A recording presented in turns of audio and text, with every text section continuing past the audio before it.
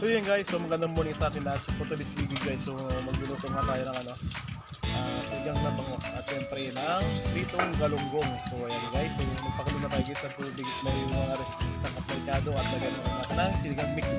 Ayan, so hindi na rin po guys yung bangos. Ayan, kuha na.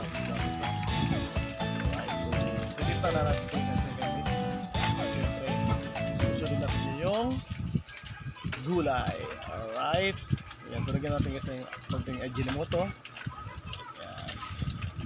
Alright, so madalas tayo guys magluto ng may sabaw dahil gusto ng mga bata na laging may sabaw.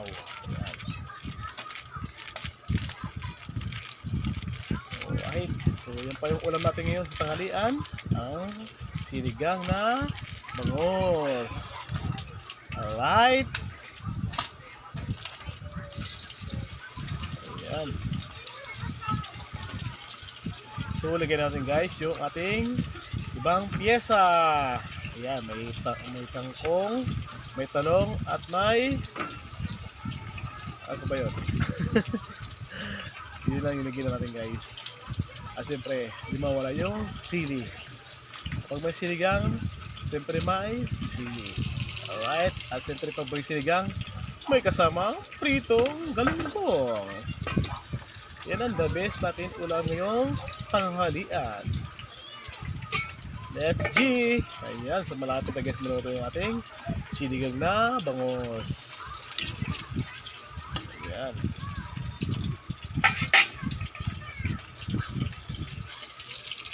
Yan o, sarap yung guys. Sarap yung ating pritong galunggong guys. Sausawan na natin ng suka at kalamansi at lagyan ng budbura natin ng sili para may konting kagat, diba? Yun o. So siyempre kapag luto na yung bangos, lagi sa atin yung ulo. Kasi guys nag-aagawan kami sa ulo eh. So binigyan ko na guys ang pangalan, yung ulo, para di na ako sa iba. Ayan. Ayan, marami ng ulo yung galunggong eh. Ayan guys, so tikman na natin kung all good sa yung lasa natin. Right, yun o.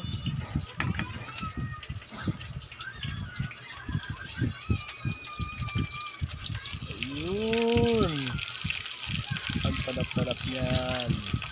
Mga palaban na naman tayo guys kainan. Alright.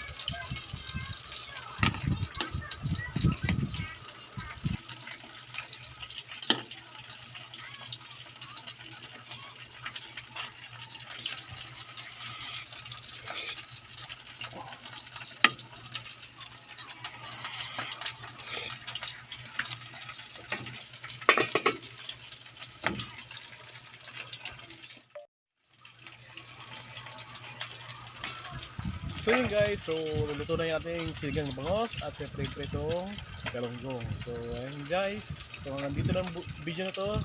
See you sa mga next vlog natin. Alright, peace out. Good. Please subscribe my YouTube channel, Jojo the Great TV. Peace out.